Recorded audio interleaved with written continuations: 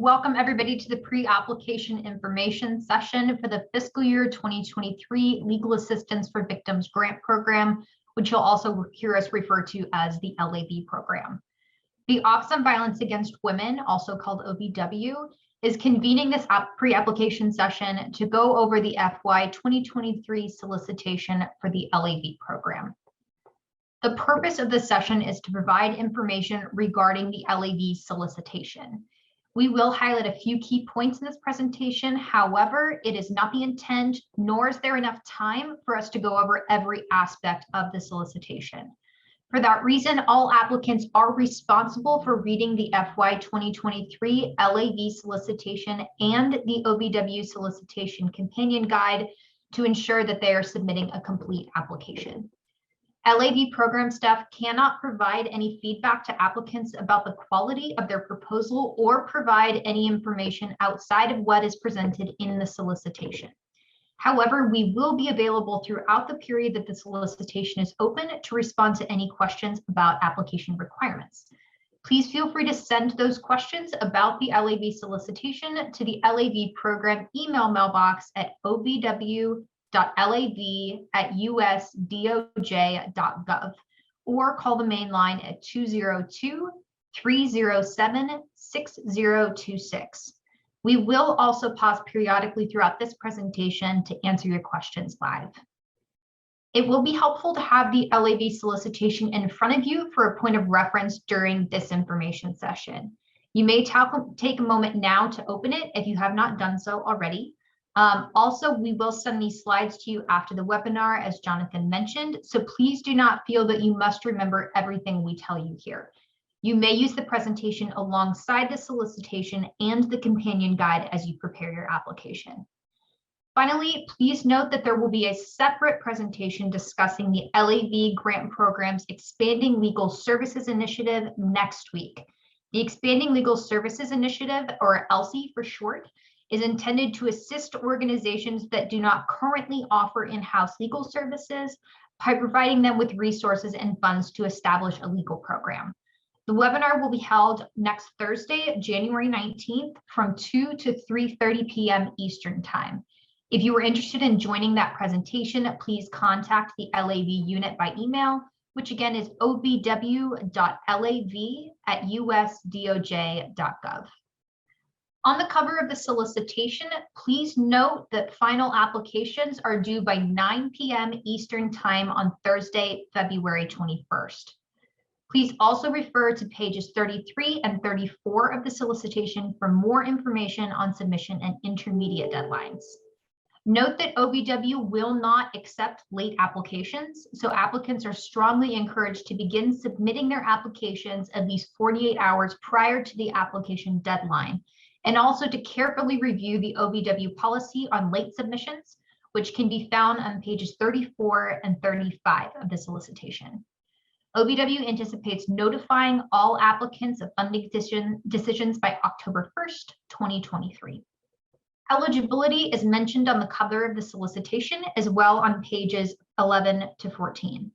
Eligible applicants include private nonprofit entities, publicly funded organizations not acting in their governmental capacity, such as law schools, territorial organizations, Indian tribal governments, including Indian tribal consortia, and tribal organizations. Next slide, please. Page 5 of the solicitation provides background on the history and the goals of the LAV program. The LAV grant program is intended to increase the availability of civil and criminal legal assistance needed to effectively aid adults and youth, provided they are ages 11 and older, who are victims of domestic violence, dating violence, sexual assault, and stalking. The LAV program provides funds for comprehensive direct legal services to victims in matters either relating to or arising out of that abuse or violence. Comprehensive legal services should address the broad spectrum of legal issues that victims encounter. In addition to representation in emergency and non-emergency protection order hearings, this includes representation in family matters like divorce, child custody, or child support, consumer or housing matters, and credit restoration. Services must include legal representation by a licensed attorney. In addition to an attorney, legal assistance may also be provided by some other qualified professionals, including BIA accredited representatives in immigration proceedings, VA authorized representatives in VA claims, or anyone who functions as an attorney or lay advocate in tribal court. Finally, applicants who plan to provide services only in tribal courts may propose projects that only include lay advocates who are authorized to provide representation in those courts. These applications should include the allowable scope of representation lay advocates will be allowed to provide in the tribal court where victims will be represented. Next slide, please. Any services unrelated to the provision of legal assistance or legal advocacy are unallowable under the LAV grant program. However, examples of activities beyond direct legal services that may be supported with LAV funds include advocacy, as long as the advocate is providing services related to the legal assistance. For example, safety planning, court accompaniment, and preparation for court appearances. LAV funds may also support translation services if they are related to legal services. Funds can support childcare directly related to legal assistance. For example, childcare to enable the victim to meet with his or her attorney or go to court. And funds may be used for transportation related to legal assistance. For example, travel to meet with a lawyer or to go to court. Please note that LAV grant program funds may not be used to provide criminal defense services. However, funds can be used to provide post-conviction relief to survivors if the matter is relating to or arising from domestic violence, dating violence, sexual assault, stalking, or sex trafficking. If you or a project partner provides services that are unrelated to legal services in connection with your project, you should make it clear in your proposal that LAV funds will only be used to support allowable activities. Next slide, please. Funds under this program must be used for one or more of the statutory purpose areas listed on this slide. The FY 2023 LAV grant program has 3 purpose areas. You will find this information on page 6 of the solicitation. Please review this section carefully, as project activities funded through the LAV grant program must fall under one or more of these purpose areas. You will note that purpose area 3 states, quote, not more than 10% of the funds awarded may be used for pro bono legal assistance. This requirement applies to the entire amount of LAV funding appropriated for the year. This is something that OVW monitors internally. Applicants are not required to limit their proposals to 10% pro bono legal assistance. Next slide, please. In FY 2023, OVW is interested in supporting the priority areas identified on this slide and also on pages 6 and 7 of the solicitation. Applications proposing activities under these priority areas will be given special consideration. Please note that to be considered under the first priority area listed, the lead applicant must be a culturally specific organization, meaning that the organization's primary mission is to provide services to racial and ethnic minority groups. To be considered under the third priority area listed, the lead applicant must be a population-specific organization, meaning that the organization is primarily directed toward providing services to underserved populations. Full definitions of culturally specific and population specific are included on page 7 of the solicitation. Next slide. OVW recognizes the need to address the lack of available direct legal services for survivors of sexual assault and the unique aspects of sexual assault trauma from which survivors must heal. Applicants proposing to focus 50% or more of their grant-funded activities on intimate and non-intimate partner sexual assault legal services will be given special consideration. In addition, applications that are submitted by sexual assault coalitions or nonprofit, non-governmental, or tribal organizations with demonstrated expertise on sexual assault and which propose to focus 80% or more of their grant-funded activities on non-intimate partner sexual assault legal services can apply for larger awards and may be eligible for an additional 24 months of non-competitive funding. In both cases, applicants should articulate the specific legal needs of sexual assault survivors within their communities and how project activities would meet those needs. Applications should also reflect the applicant's specialized training and experience in legal matters specific to sexual assault. Those applying to focus on sexual assault should demonstrate a commitment to addressing sexual assault and should clearly show that the applicant has the capacity to address the priority effectively. In order to be considered for the sexual assault priority area, applicants must respond to all of the sexual assault priority questions in the project narrative and MOU or MOE. These additional questions are required whether you're applying to use 50% or 80% of funds to serve victims of sexual assault. Next slide. Pursuant to the LAV statute, at least 3% of funds made available for the LAV program must be used for projects that assist adult and youth victims of domestic violence, dating violence, stalking, and sexual assault on lands within the jurisdiction of an Indian tribe. Applications proposing to assist such victims will receive special consideration in order to meet this requirement, but they must include the percentage of proposed activities that will support services to victims on tribal lands.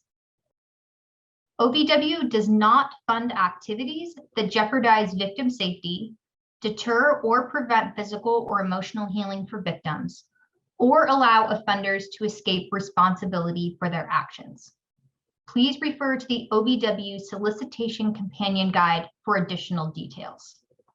Please note, applications that propose any activities that compromise victim safety and recovery or undermine offender accountability may receive a deduction in points during the review process or may be eliminated from consideration entirely. At this time, I'm going to turn the presentation over to Simone. Thank you, Miranda. Hi, everyone. I'm Simone Bowie. I am very happy to be here with you all today. I'm going to also be going through a lot of information. So just a reminder, you will get a copy of the slide deck, and if you aren't already doing so, you can follow along in the solicitation and annotate it or take notes section by section, could be very helpful. So this first slide is about our LAV specific out of scope activities, which are described on page 8 of the solicitation. Out of scope activities are just that, they are out of scope. So review these closely, know them well. If your application includes substantial out of scope activities or unallowable costs, it may receive a deduction in points during the review process, or it may be eliminated from consideration. So we have highlighted here on the slide deck, or on this slide, some of the these out of scope activities, but please do review thoroughly the complete list of out of scope activities on page 8 and the complete list of unallowable costs on page 26. And I also want to take a moment to ask you to take special note on the restriction on conducting training activities. Trainings at the community-wide or statewide level are out of scope of the LAV grant program, and points may be deducted if you do include them. Federal awards information, the slide is pretty straightforward. Detailed information will begin on page 10 of the solicitation if you're following along. So availability of funds, all awards are subject to the availability of appropriated funds or any modifications or additional requirements imposed by law. We cannot guarantee that funds will be available in the future. OVW may elect to make awards in a future fiscal year for applications submitted under this solicitation, but not selected for FY 2023 funding, depending on the applications and the availability of funding. And the grant award period is 36 months, usually beginning on or around October 1st, 2023. Award amounts are made for $750,000 or $900,000, but amounts may vary. All awards will be made as grants. How much may you request? It depends. If you are a sexual assault coalition or an organization with demonstrated expertise in sexual assault, and your application proposes to focus 80% or more of the project's activities on legal services for survivors of non-intimate partner sexual assault, that's non-intimate partner sexual assault, you may request up to $900,000. And if funded at the end of your 36-month award period, you may be eligible to receive an additional 24 months of non-competitive funding to continue your project. All other applications may request up to $750,000. And as you can see there, OVW, we have the discretion to award grant amounts that differ from the amount that you request or to negotiate the scope of your proposal and budget. Applicant types. There are 3 types of applicants. Which one are you?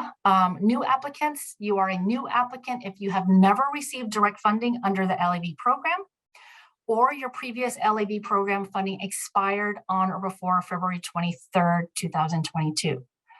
Continuation applicants. You are a continuation applicant if you have an existing LAV award or an LAV award that closed after February 23rd, 2022, or will close after February 23rd, 2002 as well. If you receive an FY21 LAV award or an FY22 LAV award that was for 36 months, the award period was 36 months, you are generally not eligible to apply as the lead applicant of an FY23 proposal unless your FY23 LAV application is for a distinct office that does not serve the same geographic area as the office that received funding in FY21 or FY22. Again, please don't fret if you didn't catch everything, all of this that I just said.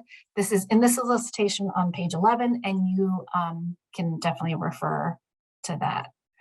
And of course, always reach out to us if you have any questions. Continuation application note.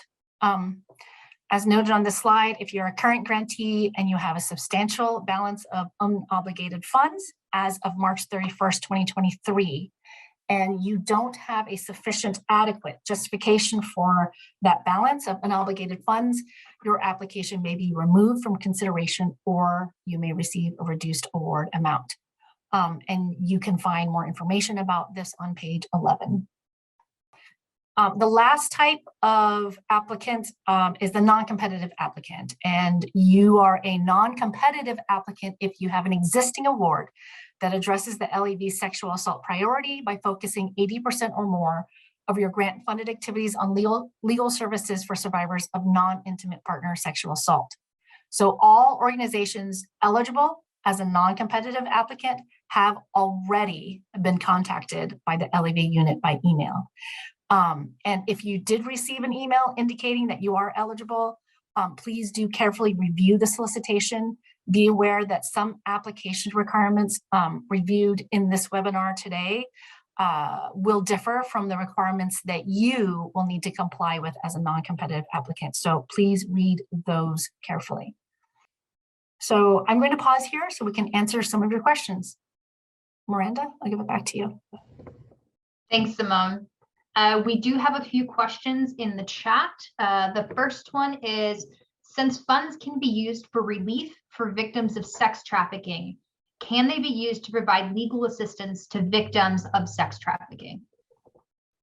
So LAV funds can only be used to provide legal assistance to victims of trafficking where the trafficking is related to or arising from domestic violence, dating violence, sexual assault, or stalking. For purpose areas number 2 and number 3 on page 6, is there a requirement to use 25% of the funds to support projects for victims of sexual assault, or is this requirement for priority areas? The LAV grant program has a statutory priority area that 25% of the funds made available to the program support services or support services for victims of sexual assault. That is not a requirement that every applicant must commit at least 25% of their funds to sexual assault. That is something that we monitor through the unit. Great. Can DV partner agencies whose legal advocates are funded under the grant provide case management to victims receiving legal services? Yes, it sounds as if you were talking about the legal advocates helping with activities that would support the legal assistance for the victims, and those activities would be allowable.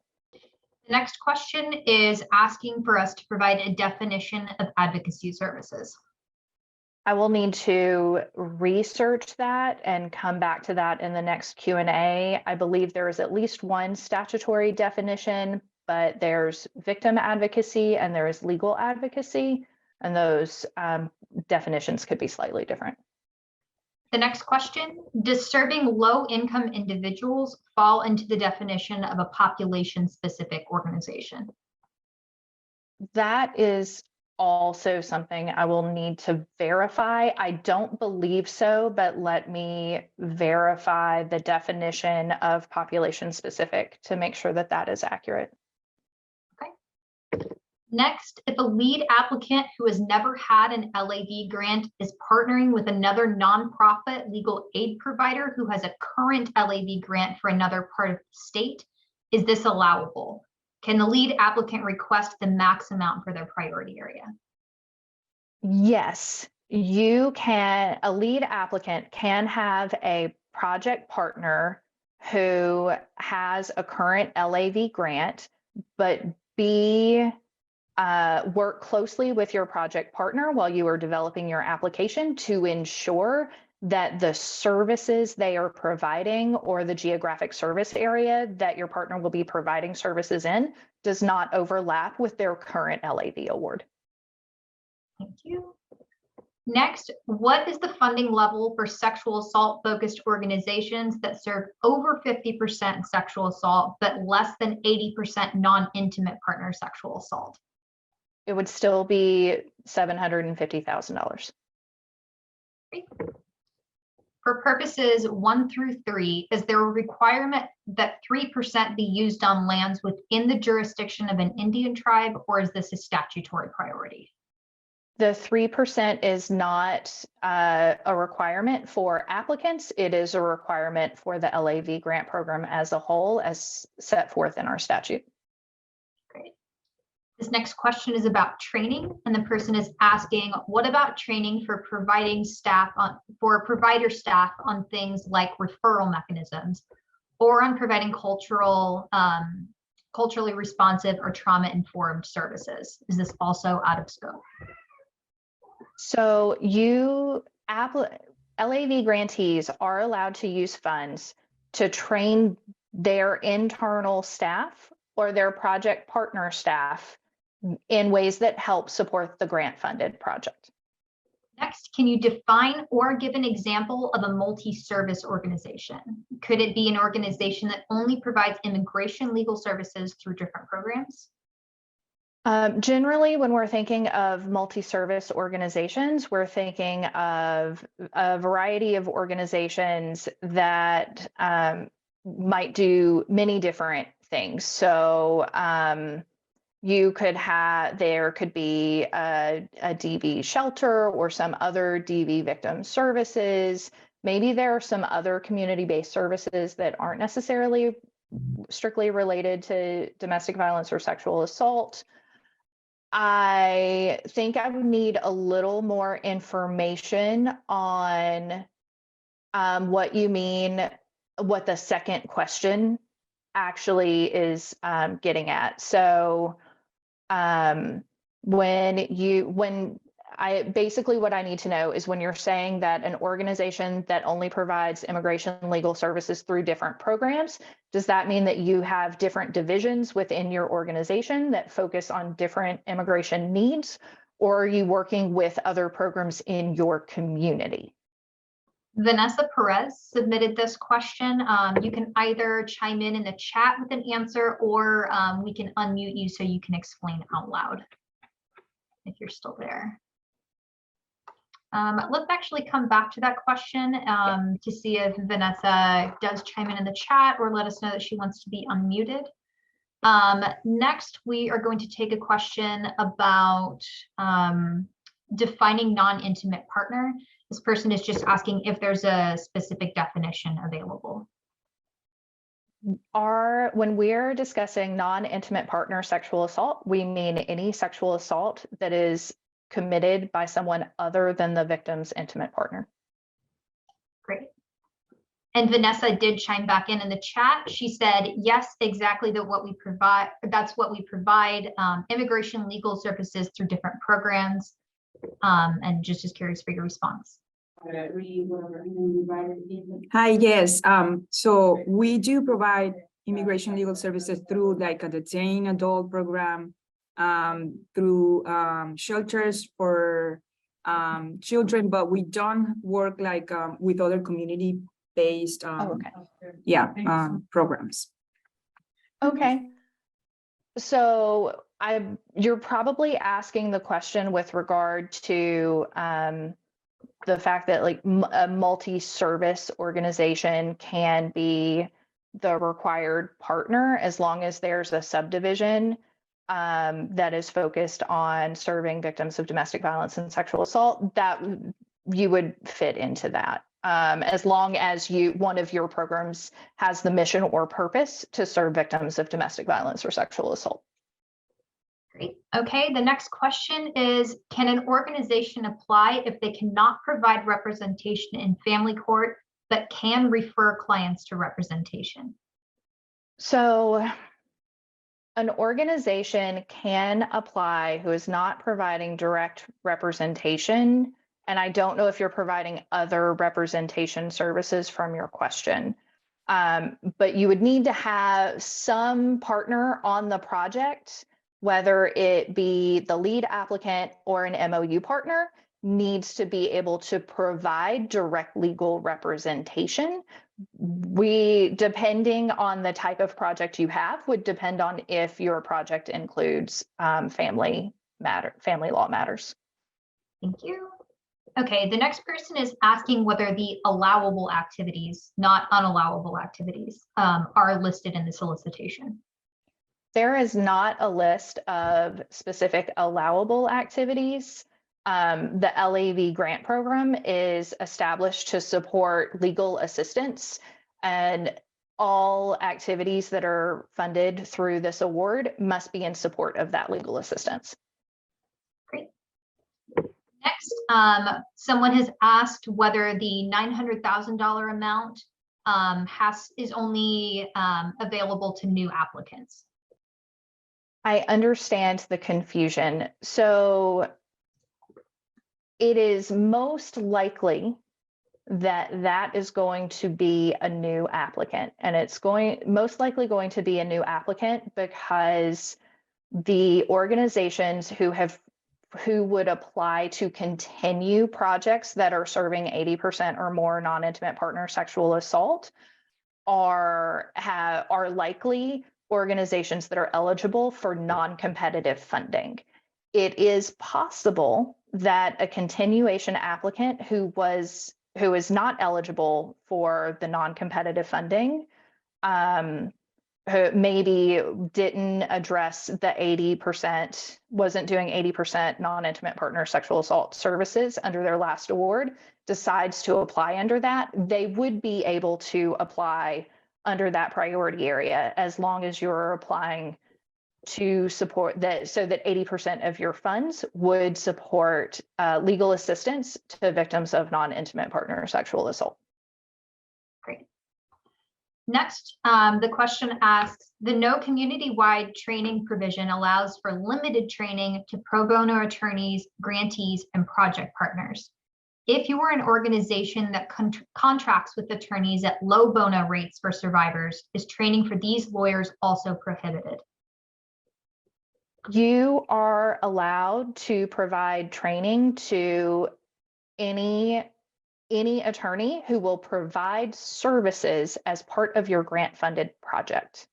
And so if you are contracting with low bono attorneys, you may train those attorneys to make sure that they are providing adequate representation. On page 23 of the solicitation, how do applicants show the number of victims of intimate partner sexual assault served in the last 12 months if the applicant is new and not currently providing the service? You would not be able to show that if you are not providing the services, you can't show that you're providing how many victims of sexual assault you have served in the past 12 months. Next, can an eligible agency for the non-competitive 24-month extension opt to apply for the competitive instead? You could, but I would recommend contacting your program specialist before you do so. Great. And with that, everyone, we are going to keep moving with the presentation to make sure we're able to convey all of the appropriate information today. We will come back to the remaining questions at the end if we have time, but for now, I'm going to turn it back over to Simone. Thank you, Miranda, and thank you, Sandy. And thank you, everyone, for asking such excellent questions.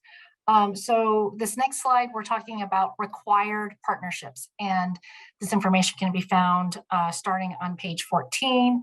And so as we discussed in some of the Q&A questions here, all applications must include a nonprofit, a non-governmental, or a tribal organization with demonstrated expertise on domestic violence, dating violence, sexual assault, and/or stalking.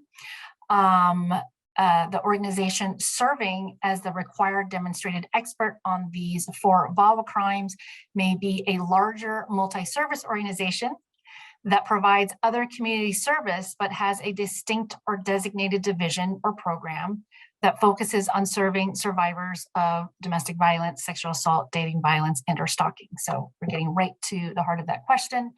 And an example of this could be a YWCA that has that provides community services and then has also a distinct domestic violence shelter.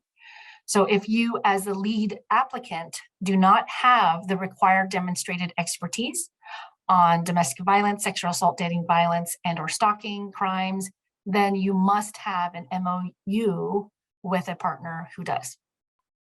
And please note that applications where neither the lead applicant nor a project partner has the required expertise, those will be removed from consideration. So don't let that happen to you. Be sure to have the right required partnership if needed. This is pretty straightforward. The delivery of legal assistance certification, it's required of every application.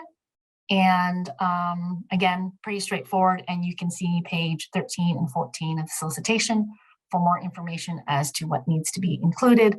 And noted there, some requirements are different from last year or previous years, so please take a look. Okay, application and submission information. Again, you do not need to memorize everything here. You will have the solicitation, of course, and the slide deck. Application and submission information is included in the solicitation beginning on page 14 if you want to follow along. The complete application package is available on grants.gov or at the OVW website listed on the slide there. Applicants wishing to request a paper copy of the application materials should contact the email or phone number listed on the slide. Again, review each detail of the solicitation thoroughly, highlight critical information, be very clear on the submission requirements, and note the various deadlines. If you do not submit an application that contains all of the specified elements, this may result in your application not being considered for funding. It is the responsibility of you, the applicant, to ensure that a complete application is submitted by the deadline. OVW will not contact applicants for missing items. So review carefully the chart on page 40 of the solicitation to ensure that all required steps and deadlines are met. And you know, a note here is you want to include the required documents that you must submit, but do not submit documents or information not asked for. Providing information that was not requested, such as letters of support from other organizations, will not increase the likelihood that your application will be selected for funding. Formatting and technical requirements. Again, this slide is pretty self-explanatory, but pay close attention to the formatting and technical requirements that start on page 15. And please do note that points may be deducted here. If you don't follow these requirements, you don't want to lose points for easily avoidable mistakes. So make sure you take note of the key requirements for formatting and technical requirements. Application requirements. Again, it is your responsibility to include all the required documents and information. Anything missed may result in loss of points during the review process. First one is proposal narrative. This section has 3 subsections, each with its own requirements. And so you have the purpose of the application, you have what will be done and who will implement. And you can take a look on page 21 of the solicitation and ensure you understand the requirements and questions. The second section is the budget detail, worksheet, and narrative. This section has 2 subsections, a budget and a budget narrative, both of which must link clearly to the project activities in the proposal narrative. Your budget should not contain items that are not supported by your proposal narrative. Make sure they link up. And please note that you will be including your budget as an attachment to your application. You can review the sample budget and webinar on creating a budget section. Both are available on the OVW website. The third section is the memorandum of understanding or memorandum of exemption. Know the difference between the two and identify which is required for your organization. And if your application addresses sexual assault, pay close attention to the additional questions in the project narrative and the MOU or MOE that are required for your application. Again, applications that do not include all the required components will be considered substantially incomplete and will not be considered for funding. So check your requirements, then check them again. Data requested with application. This slide is probably also mostly self-explanatory, but you can look at the information starting on page 17. Data requested with the application consists of 2 sets of questions there.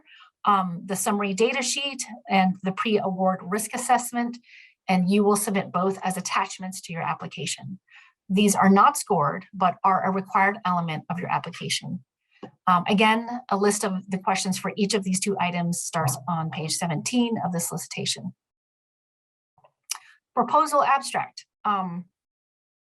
Although this section will not be scored, your application should include an abstract that does not exceed 2 pages, double-spaced, and it should not be a summary of past accomplishments. We have a template for this proposal abstract on page 17 of the solicitation, and we strongly encourage you all to use the template. Take advantage of that template and use it. It's there for you. Proposal narrative. Okay, so sort of circling back a little bit to this critical section on the proposal narrative, and you can follow along on page 21 of the solicitation. Make sure you respond to every single question within each of the sections or subsections here. The proposal narrative section should not exceed 20 pages, double spaced, and must include all 3 required sections listed on this slide here. Again, the purpose, what will be done, and who will implement. Please understand that reviewers will not read more than 20 pages double spaced. So what this means is that if your application is not double spaced, reviewers will only read the equivalent of 20 pages double spaced, and the remainder of your proposal narrative won't be read or scored. So thanks everyone for hanging in there through my slides here.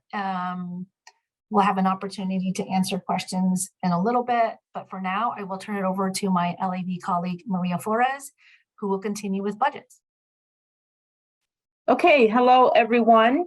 My name is Maria, and I will be with you for the next following slides that concern the budget and some other highlighted information that will be important. So if you would like to follow along on pages of the solicitation, pages 24 through 28 is where we will begin. So with the budget, and some of this information has already been covered by my other colleagues. So we will not be going, through step by step with everything. It's mostly to give you an overview. But again, if you do have questions, please let us know in the chat box, and we will certainly try to get to those questions. So for the budget, every applicant's budget will be different. We do encourage everyone, however, to use a spreadsheet such as Excel or Numbers for the budget attachments. So the budget is included as an attachment to your application. Your budget must reflect 36 months of project activity, 36 months. And like I said earlier, everyone's budget will be different. What has to be the same for every application is the amount that is set aside for OVW sponsored training and technical assistance.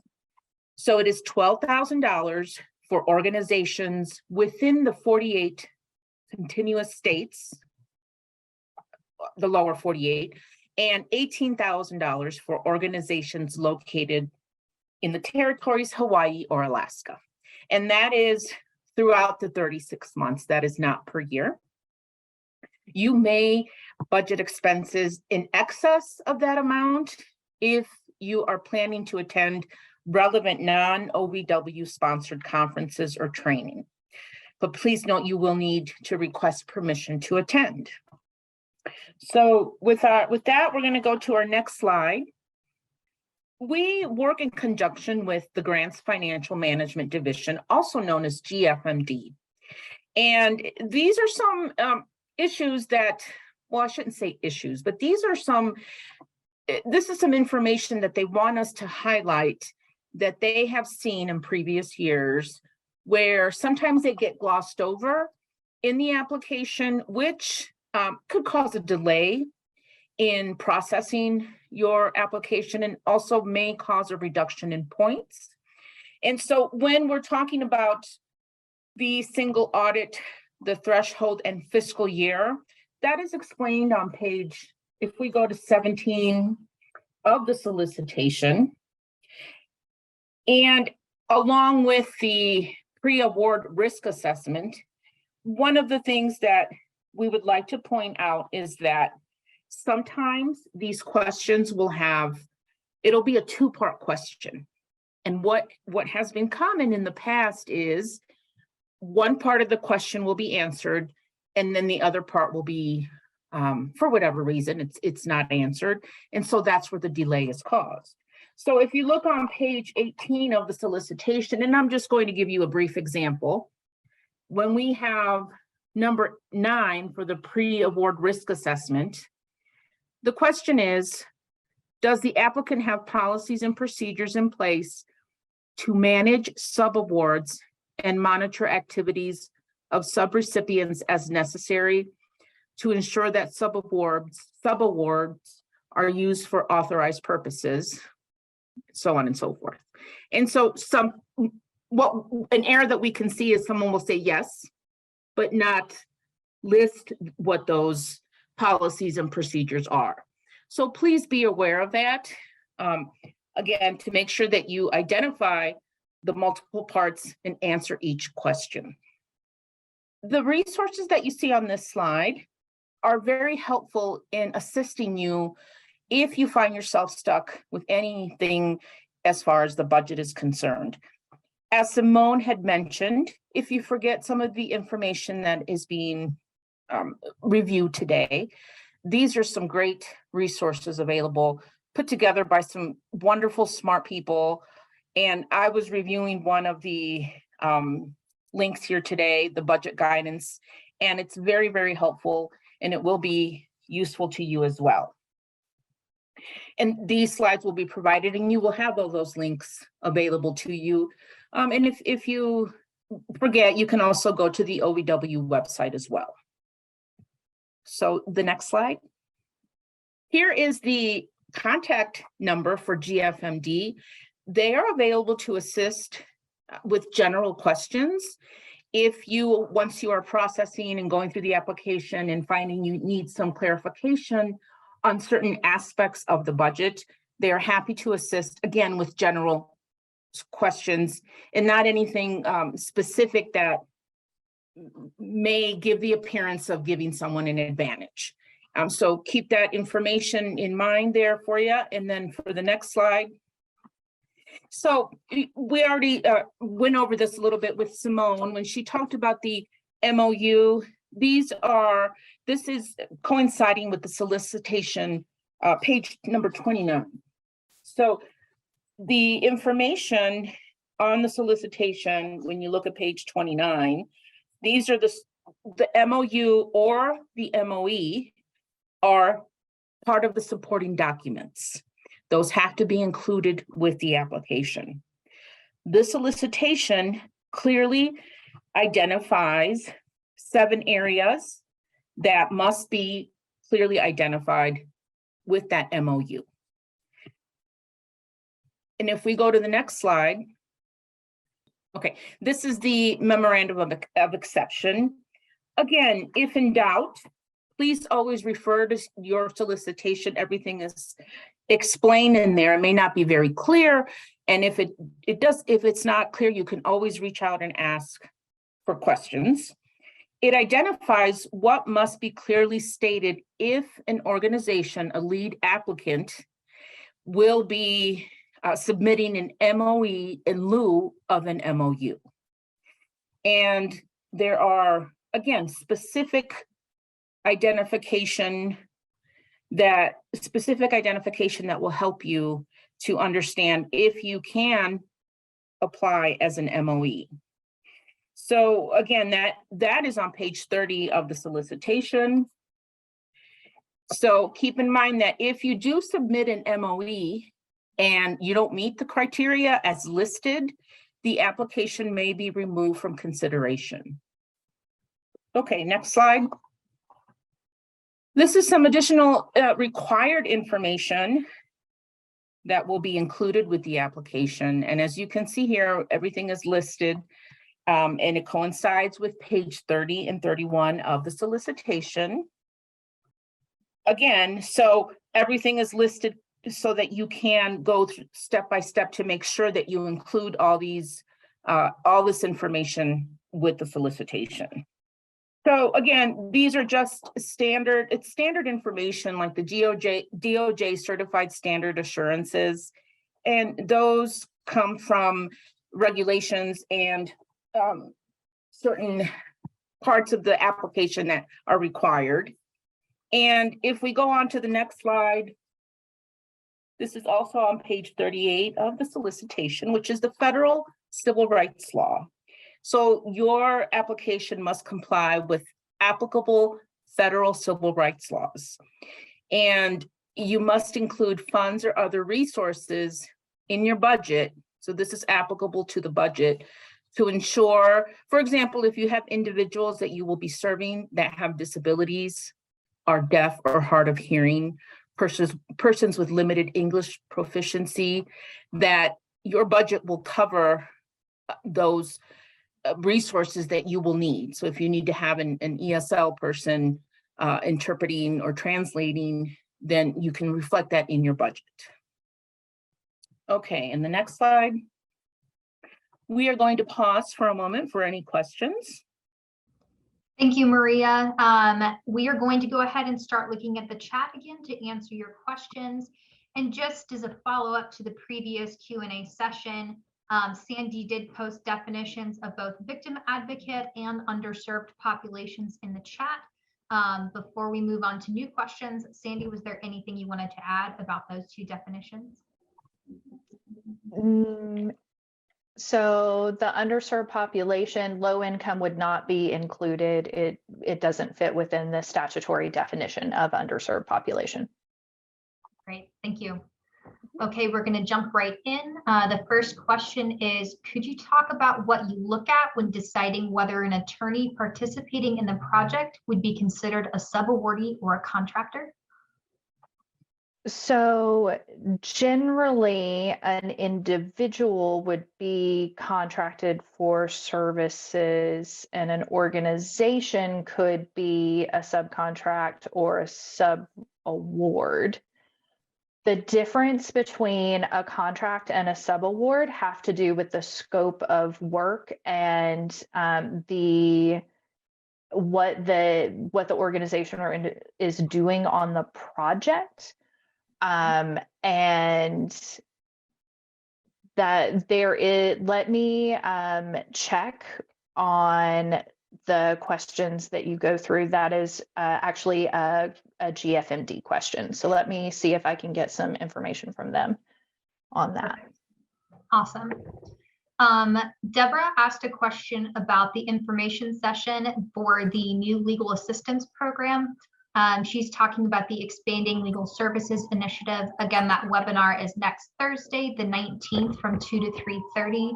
If you would like to attend that webinar, then just reach out to us via email at ovw.lab@usdoj.gov.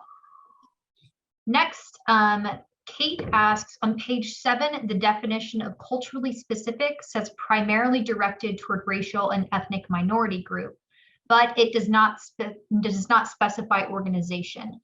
If our project is culturally specific, but our organization is not, can it qualify under this priority area? It cannot qualify under the priority area.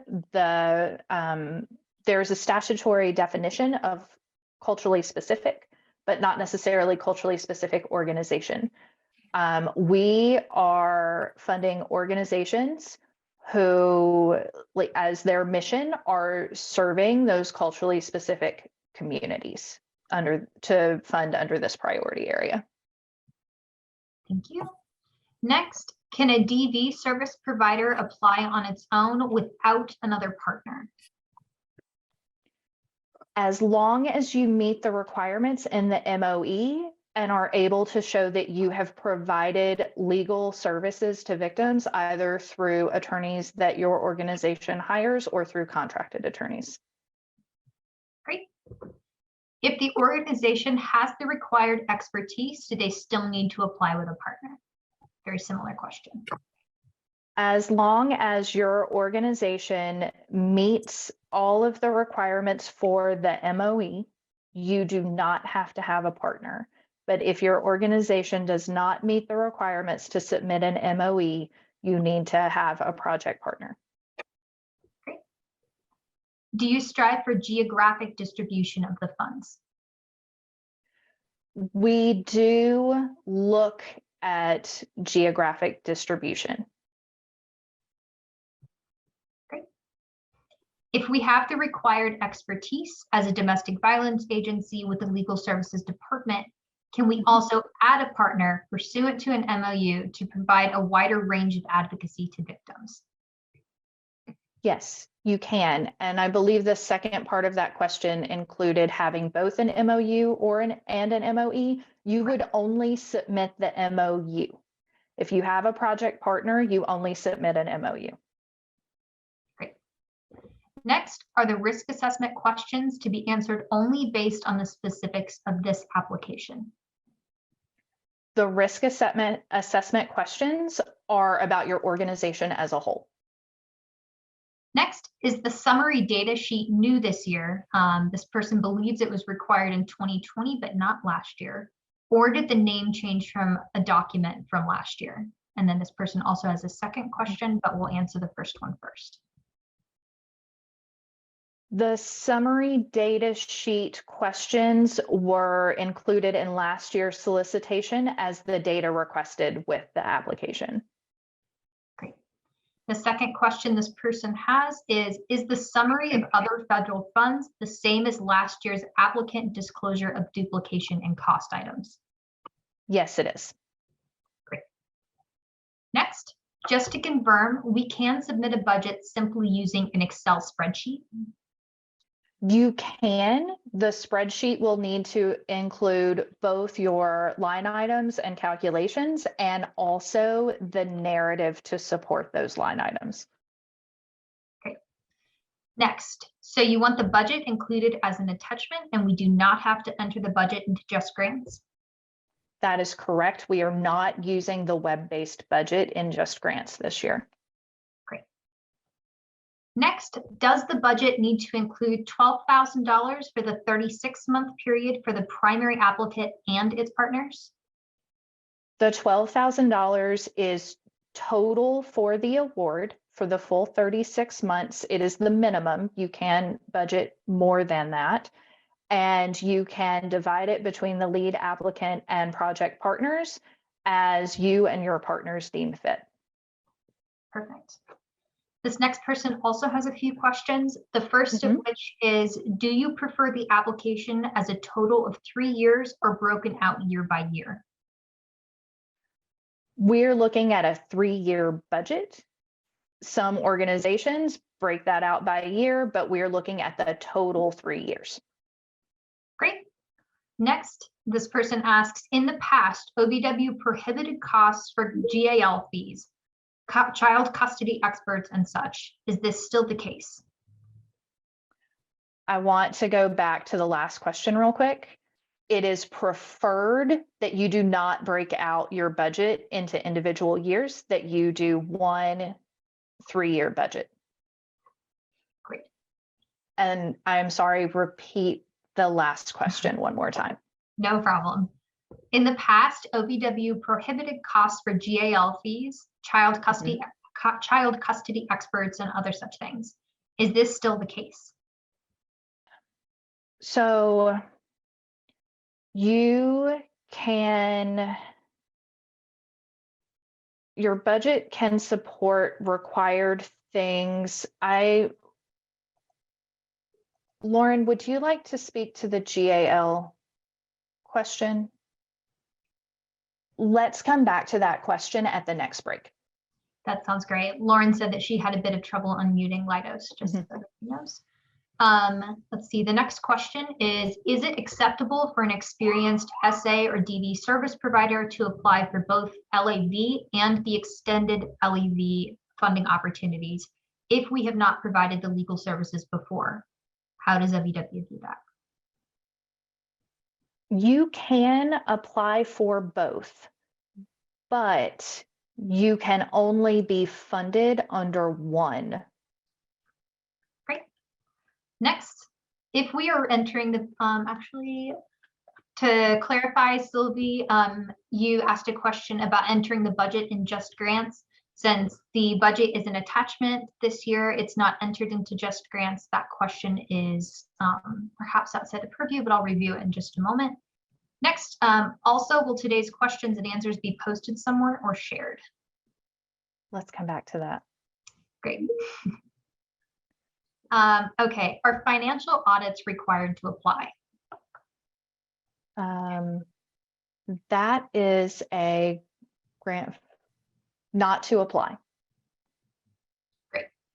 In the example you gave about answering two-part questions related to risk assessment, it asks for a list of financial policies and procedures. Can we say see attachment and attach our agency policies and procedure guides, which are each about 4 pages long? No, you should list your policies in the document, not attach separate documents. Perfect. Can our agency simultaneously apply for this award while we apply as a sub-grantee for another OVW award not associated with the LAV program? Yes. Somebody's asking if we can provide a link to the budget webinar. Do you know what they're referring to? We can put that in the chat in between. Great. Is there a page limit to the MOE? There is not a page limit. Would an application be considered stronger if the proposed program targeted a specific cultural group, such as members of the AAPI community with limited English proficiency? I can't answer that because it depends on how you write your application and how you show your experience and your services and how you will be working with the populations in your community and how that is reviewed. Laura asks, are the risk assessment questions only for the lead or does a sub-grant partner also reply? I believe that is, yeah, it's the lead. Great. Next, do LOIs have to be on letterhead that includes board member information? Letters of intent, LOI. I don't believe so. Great. If my organization qualifies as the primary contract holder and as the legal services provider, Can our partner be an organization that helps execute the legal remedies we obtained in court? I think I need to understand a little bit more about what you mean by that. Great. Kara, Clement submitted this question. If you want to clarify in the chat, we will get to that question during the next Q&A period. We have 2 more questions before the end of this section, and then we do need to keep moving. But again, we'll try to get to the remaining questions at the end of the presentation. Next question is, can an organization apply as the lead for LAV if they are also a sub-grantee on the LC award? Similarly, can an organization who is awarded an LC grant be an MOU partner or sub-grantee on an LAV award? So if you've read the LC solicitation, there is not a partner requirement on for that award. So I do not believe the first question is applicable. You could apply for an LC award, and you could apply as a partner on another award, like another application for LAV. Great. Okay. Then finally, is the narrative and budget reviewed and scored as a whole or reviewed separately? The project narrative and the budget are reviewed and scored. It's kind of separate, but the budget needs to reflect the activities of the project narrative. Great. Okay, and with that, we are going to turn it back over to Maria to continue the presentation. But I do want to quickly note that she did put the link to the budget-related webinar in the chat for everyone. Maria, go ahead. Thank you, Miranda. Okay, so the next, I'll be with you for the next couple of slides. And just to give you some information on how to apply. So this funding opportunity will be found on grants.gov, and you can use the CFDA number, the opportunity number, or the title of the solicitation, and that can be found on the cover page.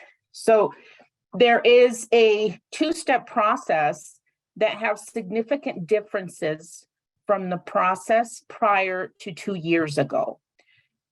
Your application, the application materials will be submitted in grants.gov and Just Grants.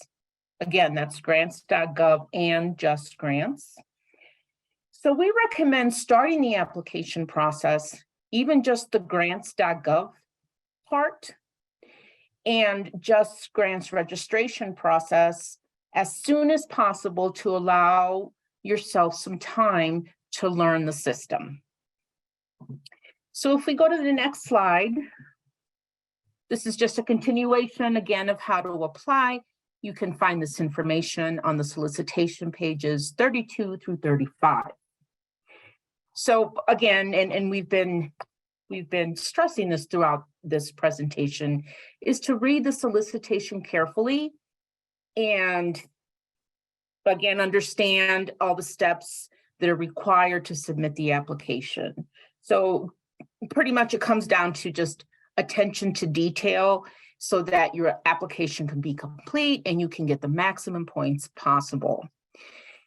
Some steps, as is stated here, like obtaining the UEI number or registering with the system for award management, it may take several days to complete.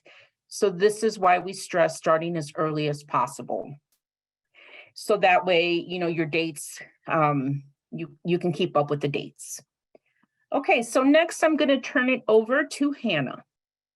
Thanks, Maria. My name is Hannah Katz, and I will be rounding out the presentation today before we have a final Q&A session. So, let's see. Great. Applicants must complete the application for federal assistance, which is form SF424 in grants.gov. The specific information required for this step is included on page 16 of the solicitation. Applicants must also complete and submit the Disclosure of Lobbying Activities, Form SF-LLL, in grants.gov. After submitting these two forms, the applicant will receive an email notification to complete the rest of the application in Just Grants. If the applicant is a new user in Just Grants, the email will include instructions on registering with Just Grants. Next slide, please. Applicants will submit the full application, including attachments in Just Grants. If you have applied for OVW funding prior to 2 years ago, which would include most continuation grantees on this call, you will notice some significant changes in the application process. In the Just Grant system, applicants will enter some application information directly into text boxes and upload some documents as attachments. We have included the following major elements of the application as examples of what applicants will submit in Just Grants. The proposal abstract will be entered in a text box. The pre-award risk assessment will be uploaded as an attachment. The summary data sheet will be uploaded as an attachment. The proposal narrative will be uploaded as an attachment. The budget worksheet and budget narrative will be uploaded as attachments. And finally, the Memorandum of Understanding, or MOU, or the Memorandum of Exemption, or MOE, will be uploaded as an attachment. In addition to these major elements, other documentation will be required for all applications or when applicable. Read the solicitation carefully for a full description of all items required. Next slide, please. In Just Grants, each applying entity will have an assigned entity administrator who's responsible for managing entity-level information and assigning roles in the system. The entity administrator is also the eBiz POC designated in sam.gov. For more information on registering with Just Grants, please refer to the website justicegrants.usdoj.gov. Within 24 hours of Just Grants receiving your application from grants.gov, the user submitting the application in grants.gov and the SAM eBiz POC will both receive an email to register for a Just Grants account. The email is from DOJ's Secure User Management System, or DIAMD, D-I-A-M-D, and will include instructions on how to create an account. To ensure that you receive these emails and that they are not flagged as spam, we recommend adding the email address diamond-no reply, that is DIAMD-no reply at usdoj.gov to the trusted sender list in your email settings. Next slide. The eBiz POC at the applicant organization serves as the entity administrator and must log in to Just Grants to confirm the entity's profile and add users. The user submitting the application in Just Grants serves as the application submitter.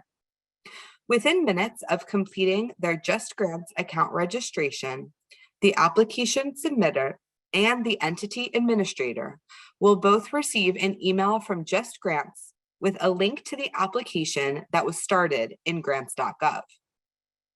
Alternatively, the application submitter can log into Just Grants and locate the pending application in their work list on the home or landing page. The application number listed on Just Grants will be identical to the 9-digit number that begins with grant on grants.gov. Next slide.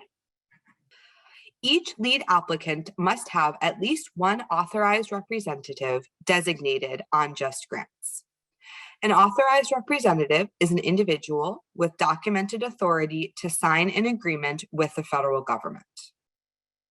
Before the application is submitted, the entity administrator must log into Just Grants to review the authorized representatives associated with the organization.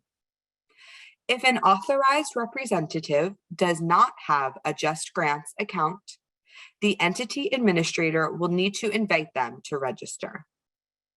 Within minutes of being invited to be an authorized representative, the individual will receive an email from diamond-no-reply@usdoj.gov with instructions on how to create an account in DOJ's secure user management system. Once the authorized representative receives the email and completes the steps to create an account, the authorized representative will be available in Just Grants. Next slide, please. The application submitter will then complete the application by entering data into web-based forms and text boxes, uploading attachments, and accepting assurances and certifications. The application submitter will also need to select the authorized representative or representatives. Once all sections are completed, the application submitter will submit the application. The application submitter, entity administrator, and authorized representative will then receive an email from Just Grants confirming successful submission of the application. Next slide, please. The Department of Justice has made a collection of self-guided training resources, including training and a virtual Q&A session on application submission, available at the website displayed on this slide. That is justicegrants.usdoj.gov/training resources/justgrantstraining/grants management lifecycle. Next slide, please. Final applications are due by 9 p.m. Eastern Time on Thursday, February 23rd, 2023.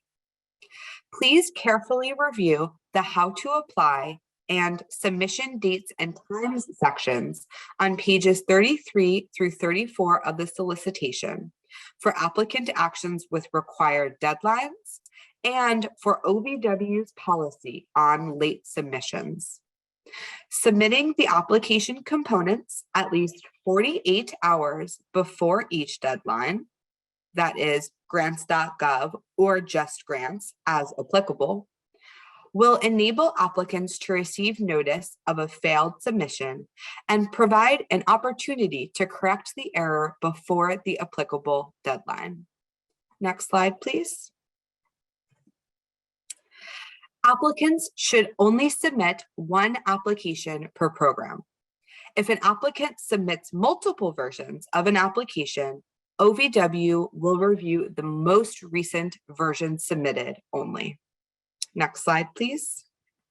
OVW offers several options for an applicant to provide advance notice of a delayed application. Applicants should thoroughly familiarize themselves with OVW's policy on late submissions found on pages 33 through 35 of the solicitation. Extensions are rarely granted. Failure to begin the registration or application submission processes in sufficient time is not an acceptable reason for a late application submission. Next slide, please. Finally, we have some tips that may improve your chances on becoming an LAV grant recipient. Please note that the following list is not a guarantee that you will be funded, but rather a guide to navigate you through the OVW application process. First, please read the solicitation in its entirety. It is important to make sure that you don't miss out on any important information by just skimming through the solicitation and focusing on the How to Apply section. read the solicitation and contact LAV staff or submit your inquiry to the LAV email box if you have any questions. Keep in mind that the people reviewing your application are not familiar with your organization or your work. Please write your application accordingly. It is not enough to simply state that your organization will meet the program requirements. When writing your application, you should show us how you plan to implement the requirements. Next, know that survivors are not one-dimensional, and neither are their needs. Your application should reflect that. Please describe how you will address the complex needs of all survivors in your community, including those who may be part of a specific cultural or historically underserved group. Rather than using national data in your application, please take care to find recently collected local data if you can. If that information is not available to you and you choose to use other data, please note that recent local data is not available. Please be sure that your budget can support the goals and objectives in your narrative. Being overly ambitious is not to your benefit. To ensure that your application is feasible and accurately conveys your organization's capacity, involve multiple members of your organization when reviewing your application. In particular, be sure that the staff writing the narrative, drafting the budget, and implementing the project all collaborate. Make sure to very clearly show that the required partners are included in the project. The MOU or MOE, whichever you submit, should show that the lead applicant or a project partner has the mission or purpose to service victims of domestic violence or sexual assault. Applications that do not clearly show that an organization on the project meets this requirement will be removed from consideration. Take note of all deadlines. Recall that the grants.gov deadline is before that final Just Grants deadline. Right, next slide. And a few more tips. Do not include or reference materials, including attachments, that the solicitation does not ask for. Reviewers will not look at any extra materials, meaning that doing too much may negatively impact your score.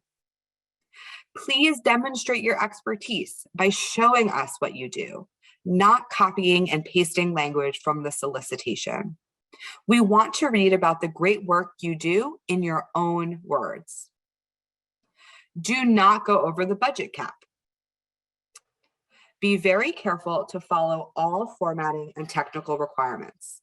These are not just guidelines. They have an impact on your score. And finally, print out the final document and carefully proofread and review your application to ensure accuracy and completeness. And with that, I'm going to hand it back to Miranda and Sandy for one last round of Q&A. Thank you, Hannah. And a couple of things here at the top. We know that we're just a few minutes away from the end time of the webinar. We are going to continue the webinar for those of you who are able to stay on. And for those of you who are not to worry. The presentation is being recorded and it will be uploaded to the OVW website within the next approximately 14 days. So you will be able to view the questions and answers in full if you are unable to stay past 3:30. Next, we have a couple of questions from the previous session that we just want to quickly address before we continue.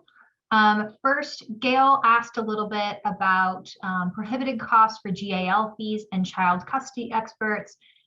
Gail, we will contact you, and then if anybody else has similar questions, please feel free to reach out to the LAV team via email at ovw.lav@usdoj.gov. Next, Kara submitted a question at the end of the last Q&A period. And just as a reminder, that question was, if my organization qualifies as the primary contract holder and as the legal services provider, Can our partner be an organization that helps execute the legal remedies we obtained in court? And she clarified down below, one of the legal remedies we obtain for survivors of domestic violence and sexual assault is parenting time when they have a child in common. We're considering a partner that facilitates parenting time exchanges. Would this be an appropriate partnership for the LAV grant? Unfortunately, that would not be an appropriate partnership for LAV. However, I might suggest that you look at the Justice for Family solicitation. Thank you.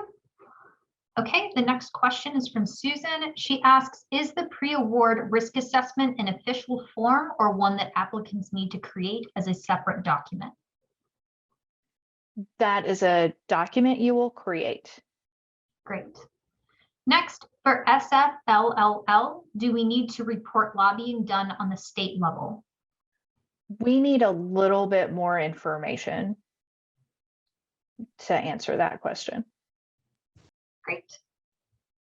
Next, does the proposal abstract text box have a word or character limit? I don't have a specific character limit I can give you, but I would say that it should be no longer than approximately 1 page double spaced. Thank you. Paul asks, does the mission statement of the organization need to specify as a priority violence against women, even if it is a population-specific organization? If it does not, the organization would then need to partner with an organization that does for priority consideration. So all applicants, either the lead applicant or project partner, needs to show that they have a mission, the mission or purpose to serve victims of domestic violence, dating violence, sexual assault, or stalking. If your organization is a population-specific organization, and that is what your mission statement speaks to, you would need to show that your organization's purpose or the purpose of your designated subdivision is to provide services to victims of those crimes. Otherwise, you would need a project partner who meets that requirement for the solicitation. Great. Next, would you please clarify a bit more on previous legal services provision or experience needed? As an experienced DV and SA service provider that has not previously provided direct legal services, but rather works with external pro bono and referral attorneys, can we either hire an experienced attorney as staff or consult for this project to meet the needs? If hiring a consultant or subcontracting with a legal service provider, would that require an MOU? Okay. If you need to repeat questions, let me know, Sandy. The requirement of the MOE in order to not have a project partner is that you need to show that your organization has provided in-house legal services or has contracted with attorneys to provide those services. If your organization meets the expertise requirement as far as providing services to victims of domestic violence and sexual assault, but not the legal services requirement, you should have an MOU partner with the expertise of who can provide those legal services. Great. Next, can we download the entire completed application from Just Grants? I will need to double check that. Wait, could you, I think you had asked me that, Sandy. Can you repeat the question? I'm sorry. Can we download the entire, can an applicant download the entire application from Just Grants? No. Okay. You can download the solicitation, but then you're going to be interacting with Just Grants as you fill out the application. There may be a way where you can print the application, but we would need to look into that. But again, as Hannah had mentioned, some things are being entered directly into Just Grants and some things are being uploaded. If I'm understanding your question correctly, hopefully I answered it. Thanks, Laura. The next question is, can you clarify doing too much can negatively impact your score? Which is something that Hannah mentioned. So think about what is reasonable for staff members' time on the award and the services that you are planning to provide. If you are planning to provide in-depth legal representation, there is, it depends on attorney, how attorney by attorney and the types of cases they're taking, how much they might be able to take. But what is realistic to have a realistic amount of services that can be provided in the amount of time that someone is going to be on, like, working on this project? And don't try and wildly exceed that. I think the other piece of information we wanted to convey with that piece of advice was also that if you submit extra materials along with your application, the people reviewing those, your application will not get to those extra materials, and submitting too many things could negatively impact your score if you're relying on those extra materials to convey important information. Thank you so much, Miranda. I completely misunderstood that question. Both pieces of advice are perfectly relevant. Okay, perfect. Next question, can you please include the response to prohibited costs in LAV as part of the Q&A posting for this webinar? So we will be sure to do that. Next, Becca asks, did I miss a response to please provide some examples of allowable expenses associated with pro bono legal services? You did not, but some of those types of expenses would be supervision of pro bono attorneys, mentoring of pro bono attorneys, coordinating the pro bono attorneys' services, and providing training to those attorneys. Thank you. Okay, for the non-competitive extended application, can we modify some of our partners, and can we include additional partners or remove existing partners? Yes, you can. Great. Okay, Julie asked a question about lobbying earlier. She provided a little bit of extra information in the chat by saying that the lobbying they do on the state level is primarily their director working with state officials to talk about state budgeting and state laws. So I can answer that. This is Lauren. That would not apply. That type of lobbying doesn't apply. You would not need to report it. It really is where you have to disclose paying lobbyists who are trying to influence federal funding. Thanks, Lauren. We, at this time, are going to go back up to some of the questions that were asked during the first Q&A period that we didn't have a chance to get to. Zoe asked, can a lead applicant agency partner with more than one other partner agency? In other words, can we submit more than one MOU in our application? You can have more than one project partner, but you should only submit one MOU, and it should include all MOU partners. Next, does the applicant have to meet all OVW priority areas, or can they meet just one or two? An applicant does not have to address any of the OVW priority areas, so long as your application is addressing the purpose of one of the three purpose areas of the LAV program. Great. Cassandra asked, does serving survivors who have been criminalized count as a population-specific organization? I'm going to refer you to the definition of population-specific and say that if that definition does not speak to this, I likely no.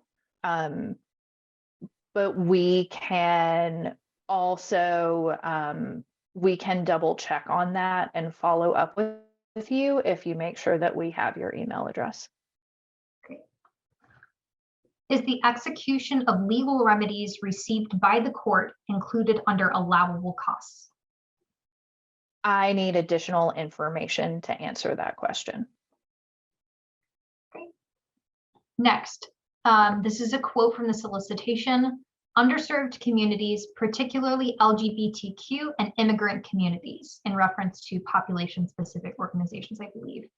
Could you give a few examples of underserved communities that meet this condition that are not LGBTQ or immigrant groups? Persons with disabilities would be another example. Okay.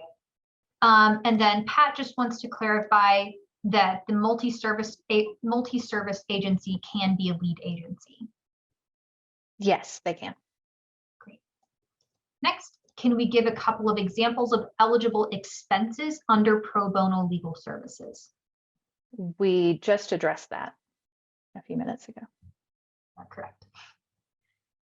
Next, if we are a DV service agency that has a legal department that provides direct legal representation to victims, are we required to also have an MOU with another community partner?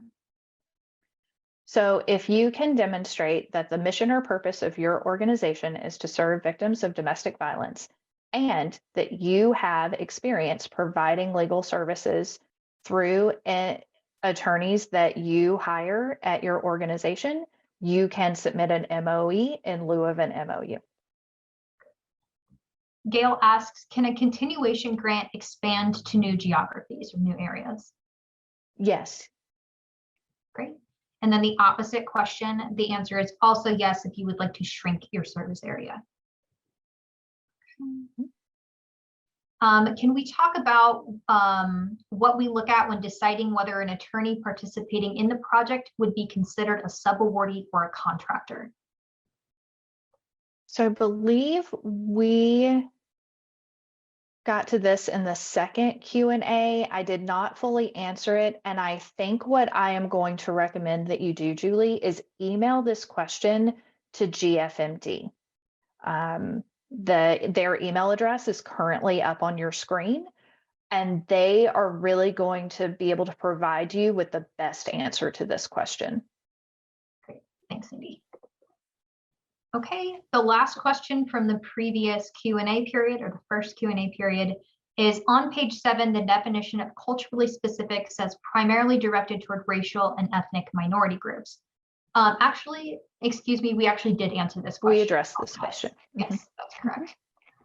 Okay, I'm just going to double check that we don't have any additional questions here at the end. Allison asks, would you recommend that we propose a specific number of victims to be served via our various activities? I think that we ask for measurable goals and objectives, and I cannot tell you what the best goals and objectives for your organization's project are. Okay, and we have a couple of final questions here. Blanca asks, if we are looking to hire an attorney, can we still submit an MOE? If your organization has provided legal services through contract attorneys or a staff attorney, an in-house attorney, and your organization has the mission or purpose to serve victims of domestic violence or sexual assault, you may submit an MOE. If you do not meet both of those requirements, you must have an MOU and you must have a partner to make sure that both of those requirements are fulfilled. Great, thanks, Cindy. Okay, the last question that we currently have in the chat is, can you provide examples of priority number 2, civil and criminal justice responses? So this would be civil representation in court. This would be the sexual assault priority.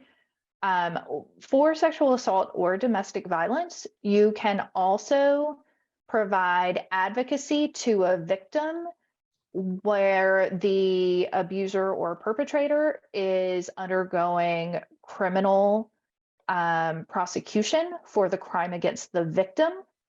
That would not, but you cannot provide criminal representation to a victim to defend them in a criminal matter. Great. Okay, and that was the last question we have. I will give it about 30 more seconds here. But during that time, I just want to thank everybody for attending the webinar. It's always great to kind of see everyone before the application season begins. And good luck if you have any questions whatsoever. Again, our email and phone number are on the last slide here. Please feel free to contact us. And again, thank you so much for attending.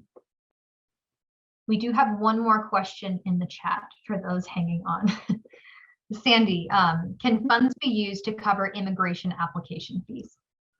Yes, you can budget funds, and you're actually required to budget some funds for like different types of costs for courts, filing fees, different things like that for victims who cannot afford to cover those fees.